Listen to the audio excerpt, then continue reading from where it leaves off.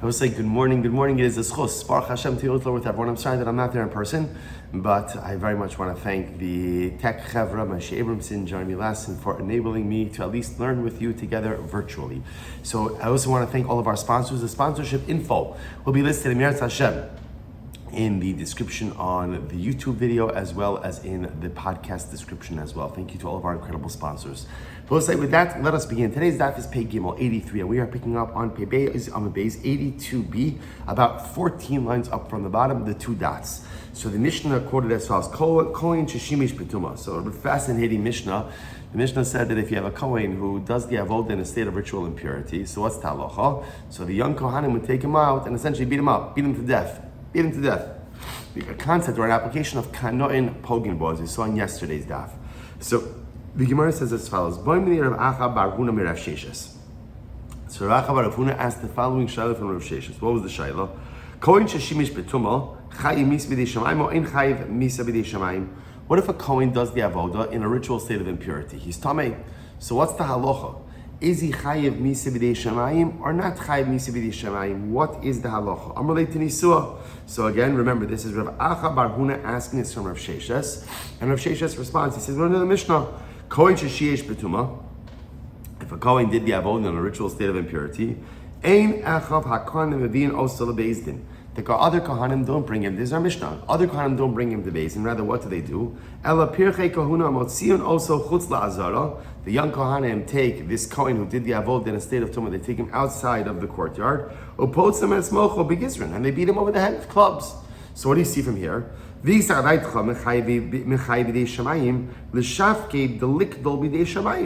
again, if halacha l'maisa, we're making the assumption that a Kohen who does the avodah in a state of tumah is chayiv misa b'dei shamayim, will be killed at the hands of heaven, then leave it alone. Let HaKadosh Baruch Hu do his job. HaKadosh Baruch Hu run his world. Why do the pirchei kuna? Why do the young Kohanim have to take this guy and essentially beat him to death? So the Gemara says, Elamai eno chayiv. Rather, it must be that halacha l'maisa, a Kohen who does the avodah in a state of tumah is not chayiv misa b'dei shamayim. After all, the Gemara says, is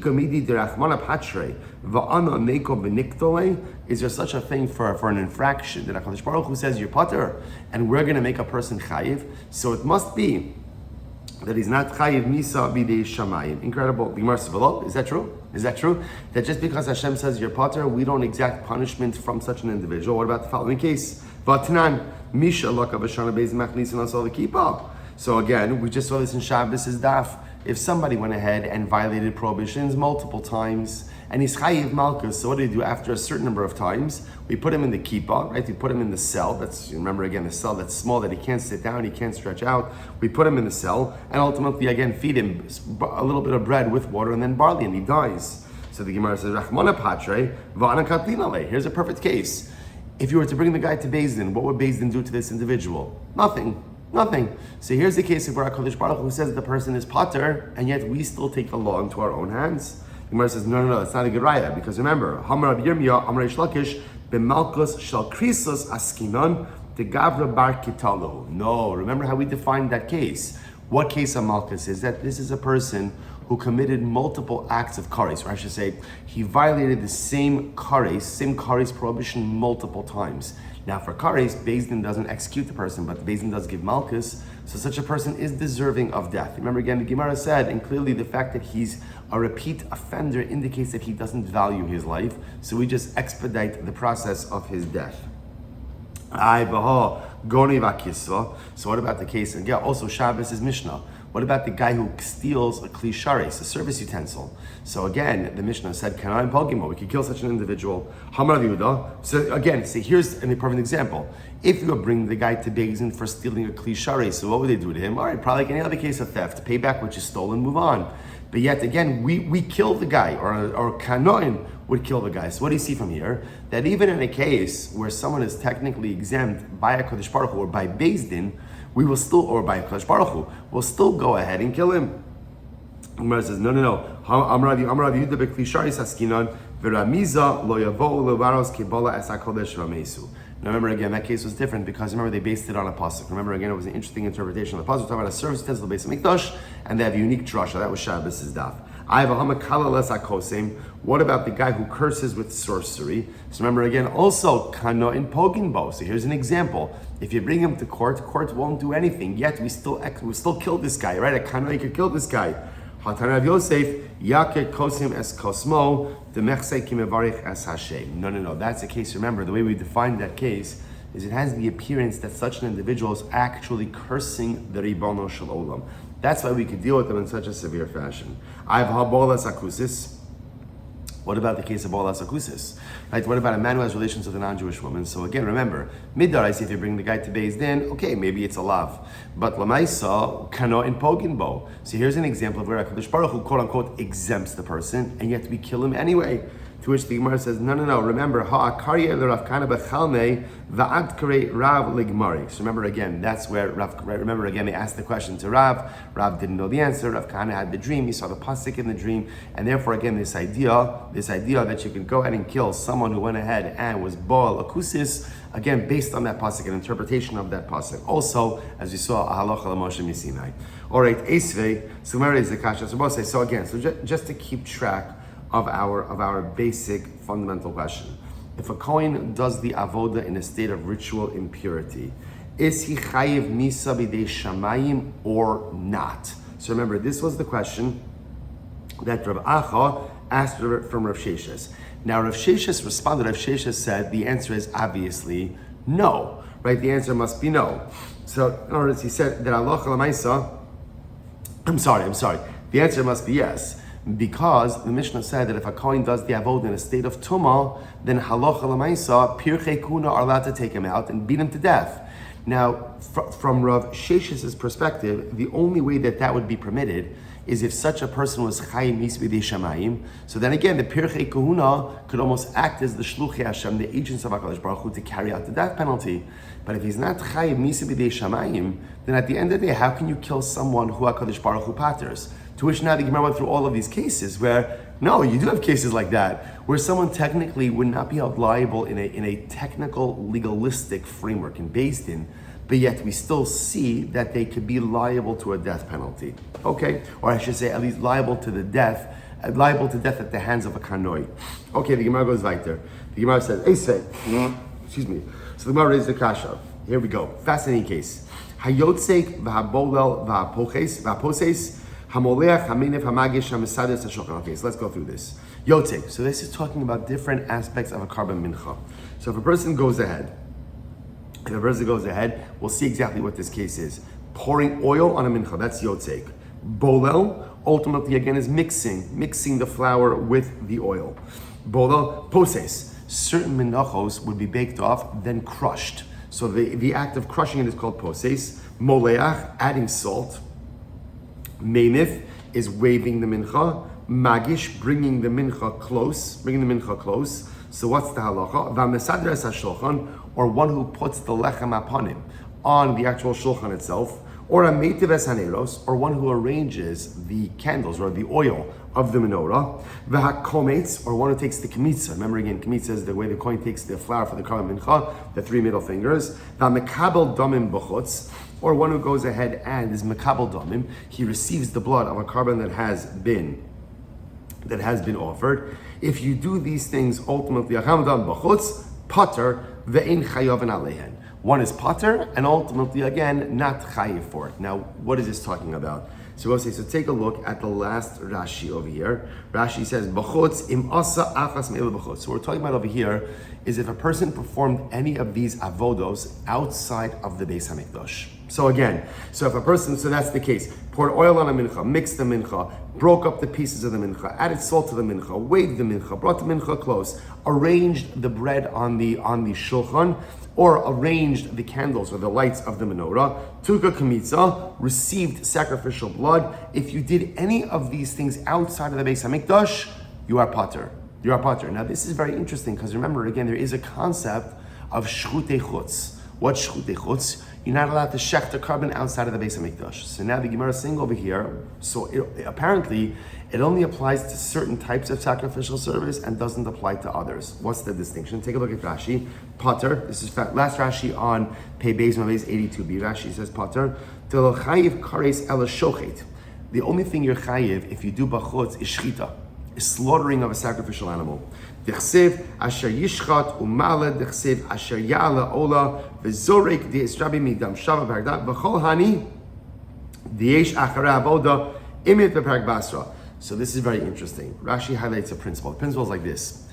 Any sacrificial rite that has another sacrificial rite that follows after it, you're not chayiv for doing that bachutz. Essentially, the only thing you're chayiv for doing outside of Beis Hamikdash are concluding sacrificial rites. So a good example of that would be shchita, slaughtering an animal, right? Zrika, sprinkling the blood. So these are final rites, final actions that don't really have a corresponding follow-up action. So because of that, if you do it outside of the Beis Hamikdash, you are pater. Okay, so what I said the Gemara says ve'ein chayav alehem. Top of Pei Gimel. So you're not chayav. Now what are you not chayav? Lo mishum zaros. So number one, for example, let's say a Kohen did any one of these aforementioned acts outside of the Beis Hamikdash, right? He poured the oil on the mincha, he broke it up, he did all of these things. So if a non-Kohen did it outside, he would not be chayiv. Remember, normally there's an Isser Misa.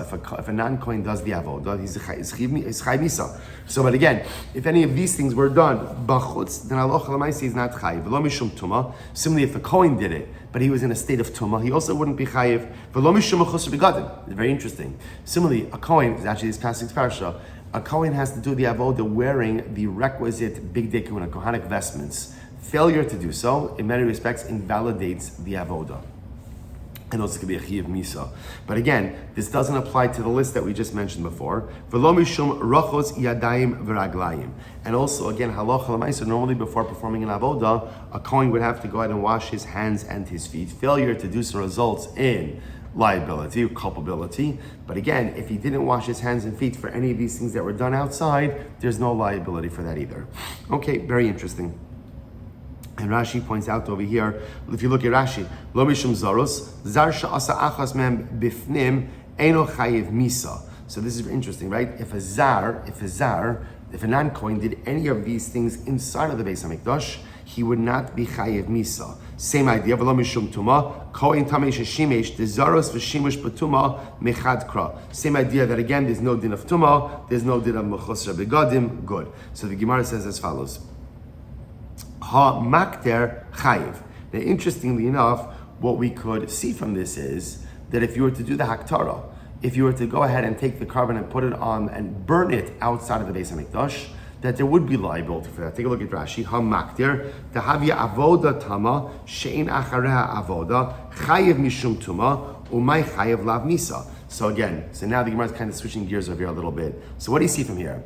That if the Kohen were to go ahead and offer up a carbon, burn it on the Mizbeach in a state of Tumah, he would be chayiv. In other words, the only time that there wasn't the din of Tumah, ultimately, again, if it was bachutz. But if it's bifnim, there would be a chiyuv. So what do you see from here? Again, come full circle, that if a Kohen does the avodah in a state of Tumah, there's a chiyuv misa. Now again, the Pashas we're talking misa b'dei shamayim. So that seems to answer the original question that Rav Acha asked the Rav Sheshes. That was our original question. If a Kohen does the avodah in a state of tumah, is he chayiv misa b'dei shamayim? And the answer seems to be a resounding yes. To which the Gemara says, "My love misa." Don't we see from here that if a Kohen goes ahead and offers up a carbon in a state of tumah, is chayiv misa? Lo ba'ashara. No. It's not an isra misa. Actually, it's a lav. It's a lav. The Gemara says, Elazar nami la'ashara. So you're going to say that if a non-Kohen does this, he also would only be in violation of a lav. Rashi says over here, Elazar nami, hadadai kinan hamaktir le'inyan zaros, tema nami delohu mechayiv ha'misveja. So the issue over here is, remember, we're grouping all of these things together. So if you're telling me now that if a Kohen offers up in a state of tumah, it's only a quote unquote only a lav, not a misas bezdin. So what does that mean? If a non-Kohen does this, it's also only a lav? Well, that can't be. V'haksiv v'hazar hakarev yumas. The pasuk says explicitly that if a non-Kohen engages in sacrificial service, again, certain forms of sacrificial service, he's put to death. To which Gemara says, you're right, hakidisa v'hakidisa. They're not treated the same. Not treated the same. Mechlal, the Gemara just makes an inference over here. Mechlal, the yotzek ubolel. Excuse me. So the Gemara says, Mechlal, the yotzek ubolel lav nami lo. So the Gemara says, well, interestingly enough, we could infer from this that ultimately, again, yotzek, remember, yotzek is the pouring of the oil, bolel is the mixing of the oil, lav namilo would also not be live. Look at Rashi. Where it says, Yosef Bola, the Kamer Maktir Lav Ba'amahu, the Isbe, Umeahu Chiyuva Mamit Yosef Bola, Amafilu Lav Lo Mechai Mishum Tuma. So apparently, again, by Yosef and Bolel, I guess there's not even a Lav by Tuma. To which the Gemara says, is that true, Vatanya? As Harli Yosef Bola Minayin, from where do we know that there is a Lav to go ahead and pour in the oil and mix in the oil into a carbon mincha if one is in a state of Tuma? Talmud Lomar, Kidoshim Yihiyu, V'lo Yichalalu. The pasuk says, "Be holy and do not profane, do not desecrate." So the Gemara says, "You're right, but that's only midrabanan." Okay, interesting. So apparently, midoraisa, there's no biblical prohibition against someone who is coming, pouring in the oil or mixing in the oil into a carbon mincha, but rather again it's a drabanan, and the pasuk is an asmachta. Good. Ukras alma. Meisa Gemara is the kasha ve'elohin shebemisa. So the Brisa says over here, these are the people who are chayiv misa tamei sheshimesh. Okay, pretty explicit. A kohen who is tamei, ultimately again who does the avodah is chayiv misa bidei shamayim. To which the Gemara says, tiyufta, enochinami, it's a refutation. It's a refutation. So we'll say, halacha l'maisa, it appears that the conclusion of the Gemara is that halacha l'maisa, if a kohen does the avodah in a state of tumah, he is chayiv misa bidei shamayim. Which now, by the way, if we take that approach, so it's interesting, if we take that approach, so then it makes sense why the Mishnah says, Kohen sheshimish betuma, ein echav kanim mavinos ala bezdin. So you can't bring him to bezdin, right? Like the Mishnah said, what are you going to bring him to bezdin for? What is bezdin going to do? There's no bezdin liability over here, but what can they do? Ela pirchei kuhuna motzion oso chutz la'azara. They could take him out and they could beat him up. Now, what's their license to do so? Because since this Kohen is chayiv misa b'dei shamayim, therefore halacha l'maisa, the other Kahn could take him out and essentially beat him to death. Pretty incredible Gemara. I was supposed to say, I'll also point out over here something very interesting, another like nugget of information, that halacha l'maisa, it appears that when it comes to doing sacrificial rites and services outside of the Beis HaMikdash, at least according to the Gemara over here, I don't know, I'd have to look up how the Rambam paskins, I don't know offhand, but according to how the Gemara paskins over here, is that it's only what's called an avodah tama. Only a concluding service. What's the definition of a concluding service? A service that there's nothing that follows after it. Now the truth is, by shchita, there are services that follow after it, but shchita itself is a self-contained avoda that doesn't have a follow. There's no follow-up to shchita. So interesting enough, so again, just as an aside, one is only chayiv for shchute, for avoda b'chutz, with what we call an avoda tama, a complete avoda that doesn't really have anything following up after it. Okay, so we'll say, so now we're going to go back and really for the rest of the daf today, go back and dissect the brisa which was just stated before.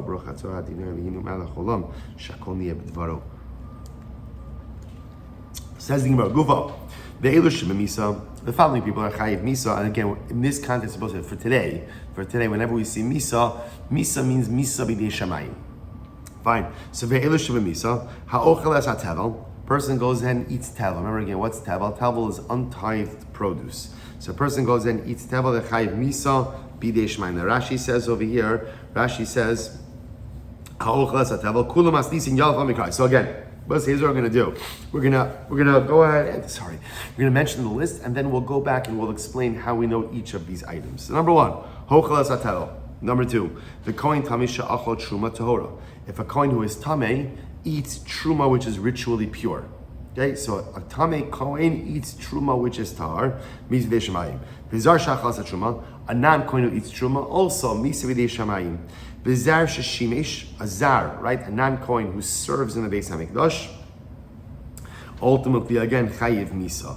Tamei sheshimesh. A kohen who's tamei, who does the avoda, also chayiv misa. Again, this is the file from the previous sugya.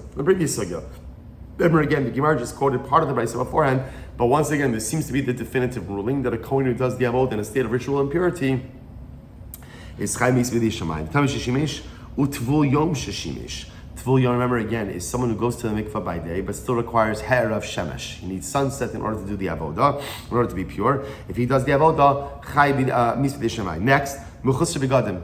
The kohen is not wearing all of the obligatory kohanic vestments. Next, mechusar kapara. The kohen is lacking In other words, he's tameh. It's different types of tumah could require up to 3 different things. Number 1, time, duration. Number 2, mikvah. And number 3, karbanos, in order to fully affect purity. Mechusar kapara means someone who may have had the time, even gone to the mikvah, but has not yet brought his necessary karbanos. So if a person like that does the avod in the Beis HaMikdash, he is chayiv misa. Fascinating. Okay, so the Gemara says weiter. Remember again, the aloha is the first thing when the Kohen comes into the Beis HaMikdash in the morning. All Kohanim come to the Beis HaMikdash in the morning. They go to the kir, they go to the big sink, the big basin, and they wash their hands and feet. Failure to do so, and therefore doing the avodah with unwashed hands and feet, is chayiv misa b'dei shamayim. Shtuya yayin, if you do the avodah under the influence, right, drinks a revius of wine, chayiv misa b'dei shamayim. Pruei rosh. The Kohen allows his hair to grow. He didn't take a haircut. Remember again, also we saw these sugyas about how often a Kohen has to cut his hair. A Kohen God has to cut his hair. Melech has to cut his hair. So if a Kohen goes in with long hair, he's chayiv misa. Aval orel va'onein v'yoshev ein b'misa ela b'azhara. But if a Kohen is very interesting, if a Kohen is uncircumcised, he's an orel and he does the avodah. Or onein. Onein means, remember again, the period a person loses a relative whom they're obligated to mourn. The period between death and burial is aninos. Kohen does the avodah as an onein or yoshev. The halacha is that avodah has to be done standing up. Let's say the Kohen does the avodah sitting down. All 3 of these things, Arel, Onein, Yoshev, there's no chiyuv mis b'dei shamayim. Rather, what is there? Ella ba'azhara. There's a lav. Now, interestingly enough, Rashi points out over here, it's fascinating. What's the case of Arel? Rashi says, Shemesu achav machmas mila v'chein onin sheshimesh v'chein mi sheshimesh miyushav d'chol hanikulu kimluhu b'hu d'machli avoda. So this is interesting, by the way. You think to yourself, where would you ever have an uncircumcised Kohen? So remember again, you could have it in a situation. Now today we know that there's a condition called hemophilia. So we know, and again, obviously a genetic condition. So halacha l'maisa, let's say the Kohen had older brothers who died as a result of bris milah. So we recognize that now again, that there is an issue in the family. Such a Kohen, such a person would not be obligated to have bris milah, which is fine. Doesn't have to bris milah, but he's not allowed to do the avodah. So any of these 3 people really are not allowed. So Arel, Onein, Yoshev are not allowed to do the avodah. But if they do so, it's not chiyuv mis b'dei shamayim. Rather, again, it'll be a lav. Balmum, fascinating. What happens if a blemished Kohen does the avodah? What's the halacha? Rebbe omer b'misa v'chachamim omrim ba'azhara. So Rebbe says misa b'dei shamayim, and chachamim say a lav. Fascinating. Okay, so again, we'll see all this later on in the Gemara. Good. Hazid b'mi'ila. Let's say somebody intentionally committed an act of mi'ilah. So remember again, mi'ilah is misappropriation of temple property. So let's say someone actively and purposely went ahead and took Beis HaMikdash properly and used it. Rabbi Omer b'mi. So Rabbi says misa b'dei shamayim. The say no ba'azhara. It's a lav. So we'll say, so now that's our whole list. Now let's dissect the list. Number 1, hochaz hatevel. So the first person in the misa b'dei shamayim lineup, first guy in misa b'dei shamayim lineup is hochaz hatevel, person who eats untithed produce. So the Gemara says, where exactly do I know that from? Listen to this. How do I know that if someone eats tavel that it's chai misa b'dei shamayim, tichsiv lo yechalalu as kodshei b'nei Yisrael asher yarimu laHashem. So literally it says, do not profane the consecrated items of b'nei Yisrael that will be raised to Hashem. Future tense. The Gemara says, ba'asidim litrom hakosov medaber. The Torah is talking about produce that is going to have tithes removed from it. What's the definition of produce that is going to have tithes removed from it? It's called tevel. And the Torah says over here, do not go ahead and profane it. And the Torah prescribes a death penalty. So the Gemara says, listen to this. Well, actually, the Torah does prescribe death penalty. Here's what happens. V'yolif, chilul mitruma. We make a gzir shava. It says chilul by tevel, and it says chilul profane by truma. V'shamras mishmarti v'lo yisu alav chet u'mesu ki chalaluhu. So it says chilul by truma. It says chilul by tevel, and we say ma'ala halon b'misa, afkan b'misa. Just like if someone who's not allowed to eat truma, whether it's a zar who eats a non-kohen eats truma or a kohen tameh who eats truma torah, they're put to death. So gzer shavet chilul to teach us that if you eat tevel, it's also misa b'dei shamayim. Incredible. The Gemara says, but 1 second, hold up. V'neiluv chilu minosar. Why don't you make it so nosar? We're going to say, what's nosar? Nosar is sacrificial meat that is left over past its permitted window. So why don't you? So the lashon of chilul also occurs by nosar. So why not make a gzera shava there and say the following: Ma lahalon bekaris, afkan bekaris. Now nosar is punished by karis, right? If you eat sacrificial meat past the permitted window, karis. So why don't we say that just like nosar is karis, so too again tevel is karis. To which the Gemara says, no, mistabra mitruma havele lamelaf. No, it makes more sense to learn out tevel from truma than tevel from nosar. Why? Listen to this. Shekein truma chutz la'aretz. Number one, truma doesn't apply in chutz la'aretz. So, right, truma doesn't apply in chutz la'aretz. Tevel doesn't apply in chutz la'aretz. Next, hutra. In both of these cases, there is a way to remedy. There's a way to remedy the status. Right, Rashi says over here. Rashi says if it's about 6 lines up, truma chutz la'aretz, simonu zeh truma v'zeh truma meureves bo ve'ein noagim b'chutz la'aretz aval nosar noag b'midbar u'b'shas heter abam. So remember again b'chol makom. So technically speaking, this is interesting. Nosar can apply in chutz la'aretz. Now, when can nosar apply in chutz la'aretz? When there's heter bamas. When you are allowed to use personal altars, which again is a machlokas exactly when that's permitted, but when you're allowed to use personal altars, that means you can offer karbanos anywhere, which means nosar could apply anywhere. V'yesh heter li'isuro, zeh yesh heter li'isuro b'hafrasha, v'zeh yesh heter li'isuro b'tavel, u'moter v'truma, aval nosar ein heter li'isuro. Second distinction, right? Second commonality is hutra. No, right? Remember, so tevel can be permitted. How? Separate truma. Truma ultimately is permitted to a kohen. Nosar can never be permitted. Once it's nosar, it remains prohibited. Furthermore, barabim, both the lashon of chilul by tevel and by truma is in the plural, but by nosar in the singular. And barabim, pigol, shekin truma chutz la'aretz, hutra, barabim, peros, pigol, v'nosar. Take a look at Rashi. Pigol v'nosar. Rashi. So first of all, both apply to produce. So both have a plural lashon of chilul. Both apply to produce. They're both being again tevel and truma. And pigol v'nosar. Rashi says inoy lo b'tevel lo b'truma. Neither pigol nor nosar apply to tevel or to truma. So therefore, again, the Gemara says these are all the similarities that exist between truma and tevel, and therefore it makes more sense to compare or to make the gzera shava between tevel to truma than between tevel to nosar. To which the Gemara says, 1 second, hold up, adrabah, but 1 second. Nosar also shares many commonalities with tevel. How so? Shekein pasal ochel. Shekei pasal ochel. Look at Rashi. Shekei pasal ochlin.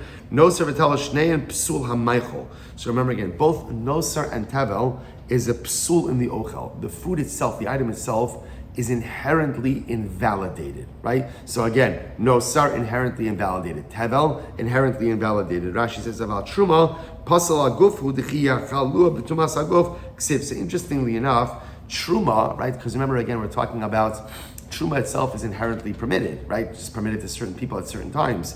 But so the Gemara therefore suggests, why not compare tevel to nosar? Because tevel and nosar have this commonality. Psul ochel, ultimately, again, both of them are inherently invalid or inherently compromised. To which, furthermore, ein lo heter, but right, furthermore again, ein lo heter b'mikvah, neither can be remedied in a mikvah, right? You can't remedy nosar by putting in a mikvah. You can't remedy tevel by putting in a mikvah. Truma, right? The case of truma, right, by the kohen who's tamei, who's not allowed to eat it. So ultimately, again, he can go to the mikvah and remedy himself. Rashi says over here. Further, it's the same Rashi. V'nosar ein lam tara b'mikvah, v'tamei truma yesh lo tara b'mikvah. Okay. So the Gemara says. So the point the Gemara is making over here is, you're making it sound like all the comparisons that exist are between tevel and truma, but there are plenty of comparisons that exist between tevel and nosar as well. To which the Gemara says, "Hanach nefishin." You're right, but there are more similarities between tevel and truma than there are between tevel and nosar. Therefore, when making the gzera shav of chilul, we'd rather make it between tevel and truma than tevel and nosar. And therefore, again, that will teach me that just like truma is misa b'dei shamayim, so too again, consumption of tevel will also be misa b'dei shamayim, and not like nosar, which is a chiyuv kares. Okay, beautiful. Ravina says, Chilo d'Rabim, Chilo d'Rabim Odif. Ravina says, no, the truth is, the reason we prefer to compare Tevel to Truma, not Tevel to Nosar, is because Tevel and Truma both have the lashon of Chilul, profane, in the plural, as opposed to Nosar, which has it in the singular, and that seems to be a more compelling halachic bridge between those two concepts. All right, incredible. So the Gemara goes back to Kohen Tamei she'achal Truma Torah minalan, and from where do we know that a Kohen who's Tamei? Right. So again, we saw on the list, a Kohen who's Tamei goes ahead and eats Truma Torah. Right? So a Tamei Kohen eats regular Truma, misi b'dei shamayim. The Gemara says minalan. From where do you know that? So the Amar Shmuel minayin leKohen Tamei she'achal Truma Torah. From where do we know that a Kohen who's Tamei who ate Truma Torah? How do we know that halacha l'maisa? So how do I know that if a Tamei Kohen eats Truma Tahora, that halacha l'maisa again, he is chai misu de shamayim? D'chsev v'shamras mishmarti v'lo yisu alav chet. Pasuk says literally again, guard my guardianship mishmarti v'lo yisu alav chet. They will not carry or will not bear any sin. So the Gemara says Tahora in Tamei lo. Ultimately, again, this refers to Truma Tahora and not to Truma Tamei. Amar Shmuel, Amar Belezer, Minay leKohen Tamei she'achal Truma Tamei she'eino b'misa. So we'll say, so again, this is very interesting. So the Gemara is suggesting over here, it is only if a Kohen Tamei eats Truma Tahora that there's misa b'dei shamayim. But if a Tamei Kohen eats Truma Tamei, there's no misa b'dei shamayim. How do I know this? Shene'emar umeisu bo ki yechalaluhu. They will be put to death if they profane the Truma. So the Gemara says, what do you see from here? Amud Beis side 83b, Prat lezusha mechulales ve'omedes. This excludes Truma, which is already profaned. What's an example of Truma which has already been profaned? That's Truma which was already Tamei. So again, therefore, halacha l'maisa, when we speak about again that consumption of Truma could bring mitzvah b'dei shamayim, that's a Tamei Kohen who consumes Truma Tahora is chayiv mitzvah b'dei shamayim. So remember, so our list, we're just going through our list over here, right? We are assembling our different things that fall into this category. Ultimately, again, mitzvah b'dei shamayim. Good. Let's go back there. Let's continue the list. V'zar shachal sa Truma. If a non-Kohen eats Truma, he's chayiv mitzvah b'dei shamayim. It says the Gemara Amarav. Zar sha'achal sa Truma loka. So Rav, interestingly enough, said, no, if a non-Kohen eats Truma, he gets malchus. Amr Rav Kahana, v'Ravasi l'Rav, lema mar b'misa, d'chsev v'chol zar lo yochal kodesh, ani Hashem mekadsham. But the pasuk says that no non-Kohen should eat Truma. So again, then the pasuk, interestingly enough, the pasuk before it says, v'shamras mishmarti, v'lo yisu alav chet umesu. So Misa is juxtaposed to a Zar eating Truma. So why don't you say, therefore, that a Zar eating Truma should be a Chiyav Misa B'Yishayim, not a Lav? To which the Gemara says, Hefsika Inyan. No, there's an interruption. Rashi says, Bein Mesu Bo or Bein Kol Zar. So the pasuk doesn't really flow, right? In other words, the pasuk begins ultimately with the discussion about Mesu Bo, Ki Yechalu Ani Hashem Mekadesham, and then it says, V'chol Zar lo yochal kodesh. So it doesn't flow directly. Because it doesn't flow directly, therefore the juxtaposition can't necessarily teach me that a Zar who eats Truma is going to be Chayiv Misa. Okay? So Marsa Mesir raises the Kasha, Ve'elohin Shiva Misa. These are the people who are Chayiv Misa, Zar ha'ochal es ha'Truma, a non-Kohen who eats Truma. So it seems to be pretty explicit that a non-Kohen who eats Truma is going to be Chayiv Misa. To which the Gemara says, no. Masnisa d'rak karamis. So you're bringing up a Mishnah. Bring up a brayso that to go. You're bringing this raya to contradict Rav. So the Gemara says, Rav Tanahu Upalik. Rav is a Tana, and Rav has the ability to argue. Okay, now it happens to be that in this listing, halacha l'maisa, we paskin that indeed a Zar who eats Truma is Chayim Misa B'dei Shamayim. Okay, now then let's go weiter. So remember, V'tamei sheshimish. Good. V'tamei sheshimish. If a Kohen who's Tamei goes ahead and does avoda in the Beis HaMikdash, he's Chayim Misa. So the Gemara says, Ki debai minei Rav Chia bar Aven mei Rav Yosef. So both say this is the exact discussion we had before.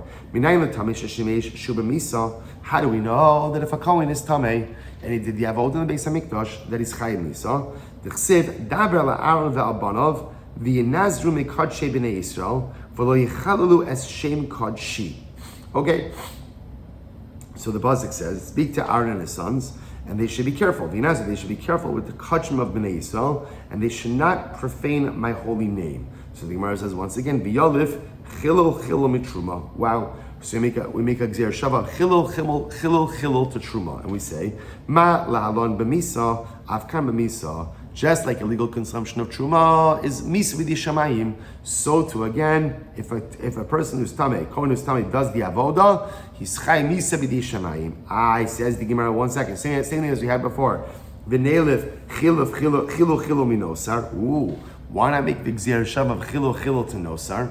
And remember, you're going to both say ma lahalon karis afkan karis. Consumption of nosar is a chiv karis. So what do we say? It says chilul by nosar, and it says chilul by a kohen who is tummy who does the avoda, just like nosar is kares, so to this kohen who does the avoda betuma is also chayiv kares. To which Mara says no, mistabra mitruma habalei lemelef. No, it makes more sense to learn out the tuma case from truma. Why? The Gemara says shekain guf, because interestingly enough, both the cases of truma as well as tuma have to do again with the body of the individual. Tameh, both are a state of tuma. Mikvah has the ability to remedy it. Berabim, both have a plural lashon of chilul. So if you look at Rashi, by the way, Rashi says over here, guf tameh mikvah berabim, tameh sheshimesh, the tameh she'achal truma. So both a kohen who is tameh does the avoda, and a kohen who is tameh who eats truma, shtei psuli haguf. First of all, both of them, their disqualification is inherently in their person,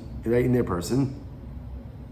Ushnehem psule tuma, right? Both of them are a din in tuma. V'yeshlam heter b'mikvah. Both can be remedied by mikvah. V'chilula b'lashon rabim, and they also both share the lashon of chilul in the plural form. Adrabah, b'nosar v'lei lemelef. 1 second, not so fast. Let's learn out kohen who does the avodah by tuma from nosar. After all, shekain kodesh pnim pigol v'nosar. I will say because nosar and tuma have all of these other similarities. Look at Rashi, shekain kodesh.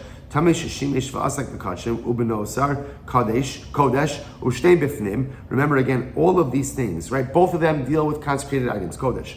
Pnim, both of them deal with the inside, right, or occurring inside of the Beis Hamikdash, and both are subject to pigul and osar. To which the Gemara says, chilul durabim adif. Once again, Abba says this was attributed to Ravina before. It appears that really it's interesting that what kind of carries the day with this is we would rather compare two things that have the same lashon of chilul. That since again the plural form of chilul is used by truma and the chilul form of tuma is used by a person, a kohen who does the avoda b'tuma, therefore again we will link them together and we will say that Allah Chalamaysa just as illegal consumption of truma, right? If a kohen who is tamei eats truma is chayiv misa b'dei shamayim, so too a kohen who is tamei who does the avoda is also chayiv misa b'dei shamayim. Incredible. All right, let's go back there. Tvul yom sheshimesh. Next in line, tvul yom. Remember again, who's the tvul yom? Went to the mikvah by day, but he still requires nightfall. If he does this kohen does the avoda, he's chayiv misa b'dei shamayim. Says the Gemara Minalam. From where do you know this? The sign Rabbi Simai Omer. First wide line on page Gimel base 83b. Remez l'tvul yom shim avad chila minayin. From where do we know that if a kohen is a tvul yom, he went to the mikvah by day, but he still needs Hersch, and still needs the sun to go down? How do I know that his avoda is unfit? Chilal minayin tamalomar kidoshim yiyu le'elohehem v'lo yichalalu. So Pasuk says, "Be kadosh le'elokechem, to your God, and do not profane."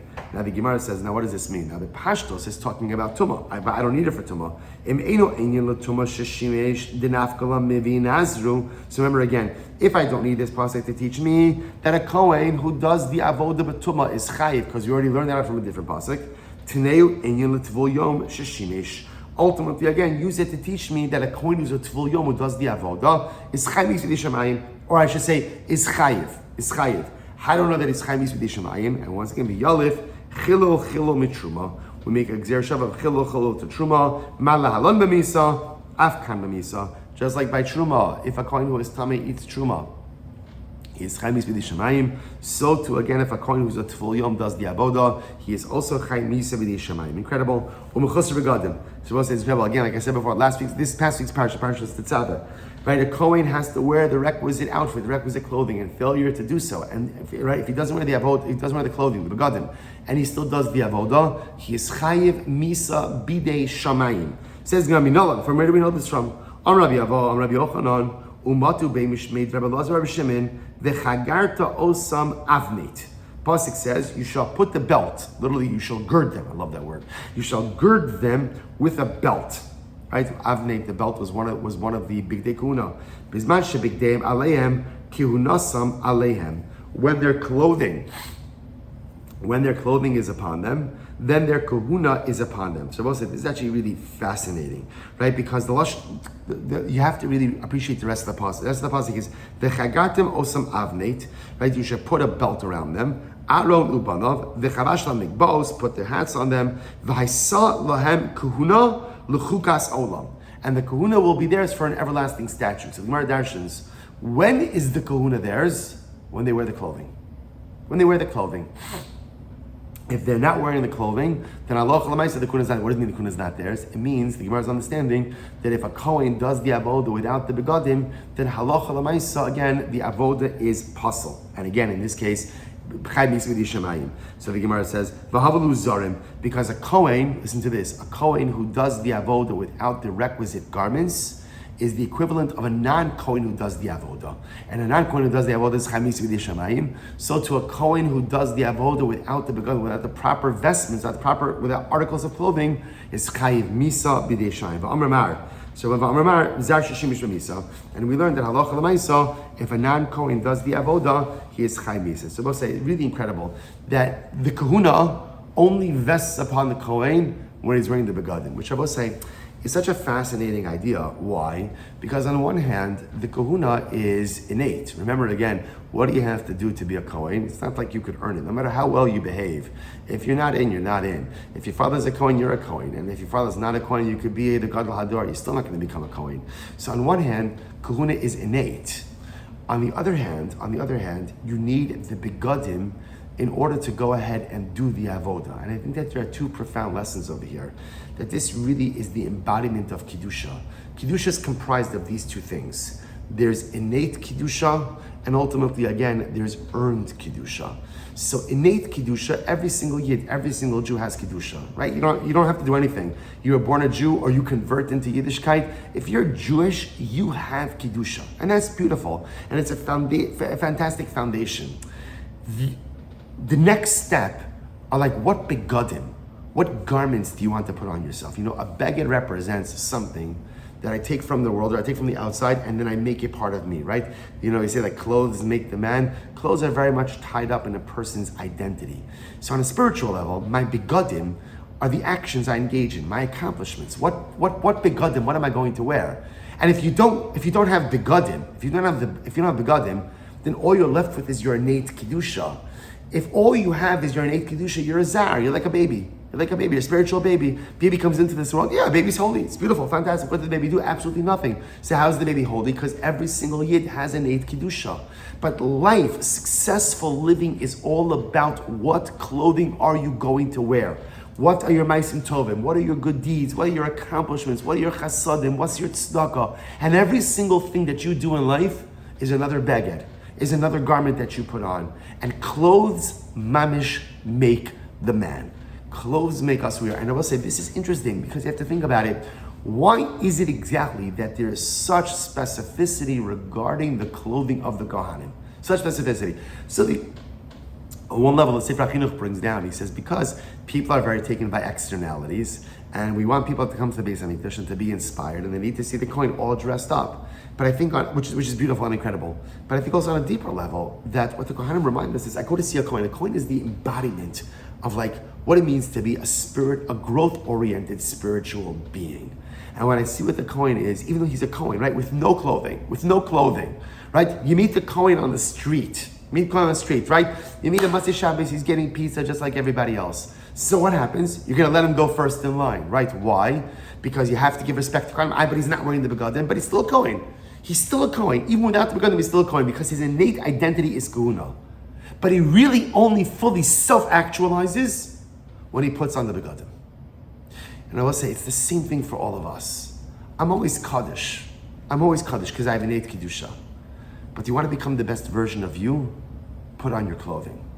What clothing are you going to don? Right? And every day I decide, what am I putting on? Today is going to be a jacket of tzedakah, right? It's going to be a pair of pants of Talmud Torah. It's going to be a sweater of chesed. And every day the goal is to layer more and more and more begotten. You can walk around without clothing and you're still holy. But that's ultimately innate or conferred holiness. The avodah in life is to earn your kedusha. And the way you earn your kedusha is ultimately by accumulating your beautiful begotten. This is what the big day kahuna teaches us. Without the begadim, you're not a kohen. Without the begadim, you can't serve in the Beis HaMikdash. With the begadim, sky's the limit. Incredible. Let's go a little bit later. Says the Gemara. Umuchus begadim. Good, as we just did. Next. If a kohen does not go ahead and wash his hands and feet, and he does the avodas, says Gemara, where do we know this? Because the Pasuk says when the Kohanim come to the Oel Moed, they should go ahead and wash their hands, and they won't die. Okay, so we'll say, so it's pretty explicit. Wash your hands and feet, you won't die. Don't wash your hands and feet, you will die. One more piece. Uprue rosh. So shtuye yain. Yain b'shecha al teisht. If a kohen drank wine and then did the avodah, says the Gemara, prue rosh. What about? So again, shtuye yain. Yain b'shecha al teisht. So the pasuk is explicit. Torah says, do not drink wine or an intoxicating beverage and do the avodah. Good. Prue rosh. How do we know that a kohen can't do the avodah with long hair? And if he does so, he's rosham lo yigalechu upera lo yishalechu. So the Torah says on one hand, he can't go ahead and shave his head, but he also can't let his hair grow long. Uksib basrei v'yayin lo yishtu. So there's a juxtaposition between wine and letting his hair grow. Iskish parua rosh l'shtuye yayin. It compares letting his hair grow to drinking wine. Mashtuye yayin b'misa, just like drinking wine ultimately again is a chi of misa. Af perue rosh b'misa. So to again, letting your hair grow and doing the avodah with long hair is also chimi. So most say so much profundity in these as well. You know, the washing of the hands and feet. The Meir Shilach, the Ishbitzer, says so beautifully. He says, why is it that the kohen has to wash his hands and feet when he comes into the Beis Mikdash? What's the pshat? It's a cleanliness thing? Well, it could be, but on a deeper level, what is it? So the Rebbe says something so beautiful. He says, you know, that one of the great challenges of being a kohen, I wish all of this challenge, being kohen in the Beis Mikdash, is to go to your head.